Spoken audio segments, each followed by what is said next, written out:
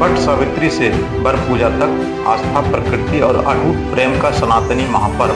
नमस्कार, आप देख रहे हैं राष्ट्र बिहार न्यूज और मैं हूं आपके साथ दुष्यंत पवार। भारत की सनातनी परंपराएं केवल पूजा पाठ नहीं बल्कि प्रकृति, परिवार, त्याग, प्रेम और संस्कृति का जीवंत दर्शन है। आज हम बात करेंगे वट सावित्री पूजन, प्रसाद पूजन और वर पूजा की उस परंपरा जो केवल एक व्रत नहीं बल्कि भारतीय संस्कृति की आत्मा से जुड़ा हुआ उत्सव है। प्राचीन काल में जब खेती ही जीवन का आधार थी, तब राजा और जमींदार अपनी प्रजा की खुशहाली और अच्छी वर्षा के लिए इंद्रदेव की पूजा अर्चना किया करते थे। धरती माता से भरपूर अन्न की प्रार्थना होती थी और पूरे गांव के बीच प्रकृति पूजन का भव्य आयोजन होता था।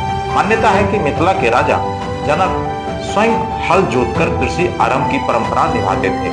उसी धरती माता से सीता के प्राकट्य की कथा जुड़ी हुई है। यानी सनातन परंपरा में प्रकृति और जीवन का संबंध सदैव पूजनीय रहा। लेकिन इसी परंपरा के बीच एक और कथा सदियों से लोगों की आस्था का केंद्र बनी हुई है, सावित्री और सत्यवान की अमर कथा। कहा जाता है कि राजकुमारी सावित्री ने सत्यवान को अपने पति के रूप में सुना था, लेकिन ऋषियों ने पहले ही भविष्यवाणी कर दी थी कि सत्यवान की आयु बहुत कम है। इसके बावजूद सावित्री अपने निर्णय पर अडिग रही। उन्होंने अपने प्रेम, समर्पण और तपस्या को ही अपना धर्म माना। यही कारण है कि आज भी यह व्रत पति पत्नी के अटूट प्रेम, विश्वास और दीर्घायु की कामना का सबसे पवित्र प्रतीक माना जाता है। फिर वह दिन आया जब जंगल में लकड़ी काटते समय सत्यवान अचानक अचेत होकर गिर पड़े और तभी मृत्यु के देवता यमराज उनके प्राण हरने पहुंचे। लेकिन सावित्री ने हार नहीं मानी। वह यमराज के पीछे पीछे चल पड़ी। उनकी आंखों में अपने पति के लिए अथाह प्रेम था, हृदय में अटूट विश्वास था और मन में केवल एक ही संकल्प, अपने पति के प्राणों की रक्षा। सावित्री के तप, त्याग, प्रेम और पवित्रता धर्म से यमराज भी प्रभावित हो उठे। उन्होंने सावित्री से वरदान मांगने को कहा। सावित्री ने पहले अपने सास ससुर का सुख मांगा, फिर पिता का कल्याण और अंत में संतान का आशीर्वाद।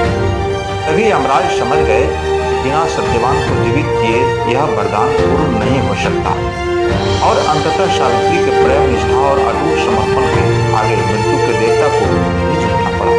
यही कारण है कि वट वृक्ष के नीचे किया जाने वाला यह व्रत केवल धार्मिक परंपरा नहीं बल्कि पति पत्नी के अटूट प्रेम, एक दूसरे की लंबी आयु और सुखी वैवाहिक जीवन की मंगल कामना का पावन पर्व है। जब महिलाएं वट वृक्ष के चारों ओर धागा बांधकर पूजा करती है तो वह केवल एक रस्म नहीं निभाती बल्कि अपने जीवन साथी की सुख, समृद्धि, स्वास्थ्य और दीर्घायु की कामना करती है।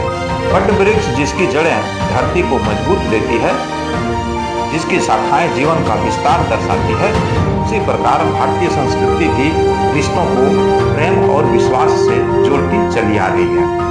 आज आवश्यकता है हम इन परंपराओं को केवल कर्मकांड के रूप में न देखें बल्कि उनके पीछे छिपे प्रकृति संरक्षण, पारिवारिक मूल्यों और वैवाहिक प्रेम के संदेश को समझें। क्योंकि सनातन संस्कृति हमें सिखाती है कि प्रेम ही शक्ति है, विश्वास ही संबंधों की नींव है और प्रकृति ही जीवन का आधार है। इसी तरह की खबरों को पाने के लिए हमारे चैनल राष्ट्र बिहार से जुड़े रहिए।